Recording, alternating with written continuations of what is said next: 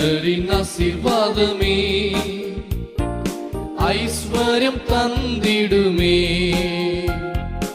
அதனோடே அவர் வேதனையை கூட்டார். கர்த்தரின் ஆசீர்வாதமே ஐஸ்வர்யம் தந்திடுமே, அதனோடே அவர் வேதனையை கூட்டார். பாடுவோம். கர்த்தரின் ஆசீர்வாதமே ஐஸ்வர்யம் தந்திடுமே, அதனோடே அவர் வேதனையை கூட்டார்.